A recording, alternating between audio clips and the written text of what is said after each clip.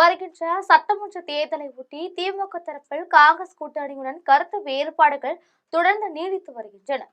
அதிகபட்சம் 30 தொகுதிகளை ஒதுக்கி தருவதாக திமுக தரப்பில் பேச்சுவார்த்தை நிலவி வரும் சூழ்நிலைகள் திடீரென ராகுல் காந்தி பல்டியடிக்கப் போவதாக தெரிகிறது.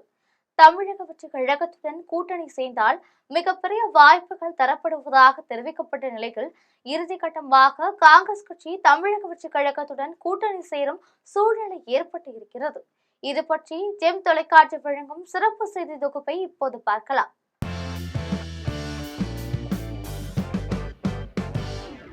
கடந்த சட்டமன்ற தேர்தலில் தமிழக காங்கிரஸ் கட்சி திமுகவுடன் கூட்டணி சேர்ந்து 25 தொகுதிகளில் போட்டியிட்டது. இதில் 18 தொகுதிகளில் வெற்றி பெற்றது. இந்த நிலைகள் தற்பொழுது காங்கிரஸ் கட்சியினர் கூடுதலாக தொகுதி ஒதுக்கி தரும்படி பேச்சுவார்த்தை நடத்தி வருகின்றனர். இதில் உச்சகட்டமாக 30 தொகுதிகள் வரை ஒதுக்கி தரலாம் என திமுக தரப்பில் தெரிவிக்கப்பட்டிருக்கிறது.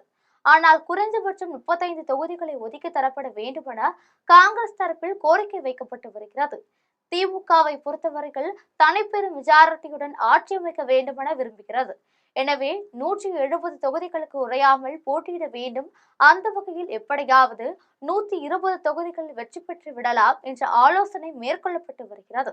தற்பொழுது காங்கிரஸ் கட்சிக்கு கூடுதல் தொகுதிகளை ஒதுக்கினால் விடுதலை சிறுத்தைகள், மதிமுக, கம்யூனிஸ்டுகள் என அனைத்து கட்சியினருக்கும் தொகுதிகளை அதிகப்படுத்தி தர வேண்டிய சூழல் ஏற்படும் என்பது முக்கிய செய்தியாக பார்க்கப்படுகிறது. இதற்கிடையே தமிழக வெற்றி கழகத்தை பொறுத்தவரையில் சரியான கூட்டணி எதுவும் அமையவில்லை.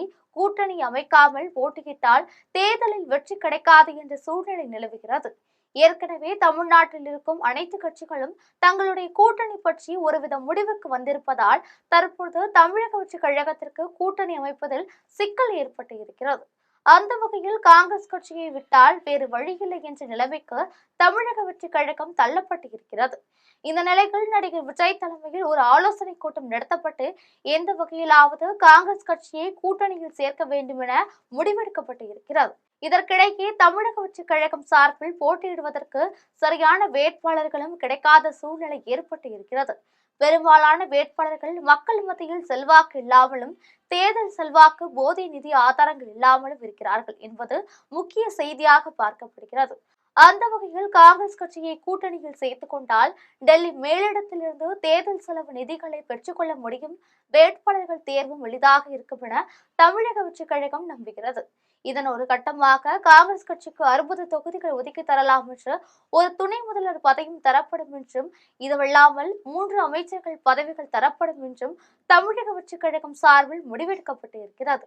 இத்தொடர்பாக தகவல்கள் சில முக்கிய காங்கிரஸ் நிர்வாகிகள் மூலம் டெல்லிக்கு அனுப்பப்பட்டு இருக்கிறது. இத்தொடர்பாக ராகுல் காந்தியும் அவர்களிடம் பேச்சுவார்த்தை நடத்தியிருக்கிறார். ஏன் திமுகவுடன் கூட்டணி வைத்துக் கொள்வதை விட புதிய முயற்சி எடுத்து தமிழக வெற்றி கழகத்துடன் கூட்டணி வைத்துக் கொள்ளக் கூடாது என ராகுல் காந்தி ஆலோசிப்பதாக தெரிகிறது. எனவே தமிழக வெற்றி கழகத்துடன் காங்கிரஸ் தரப்பில் மீண்டும் பேச்சுவார்த்தை நடத்தப்படும் என தெரிகிறது. திமுக தரப்பில் தொகுதி பங்கீடு மட்டுமல்லாமல் மேலும் காங்கிரஸ் கட்சி சார்பில் வைக்கப்படும் கோரிக்கைகள் நிறைவேற்றப்படாவிட்டால் அநேகமாக தமிழக வெற்றி கழகம் பக்கம் காங்கிரஸ் கட்சி திசை திரும்பும் என எதிர்பார்க்கப்படுகிறது. இது போன்ற அரசியல் பின்னணி செய்திகளை தெரிந்து கொள்ள ஜெம் தொலைக்காட்சியுடன் தொடர்பில் இருங்கள். நன்றி, வணக்கம்.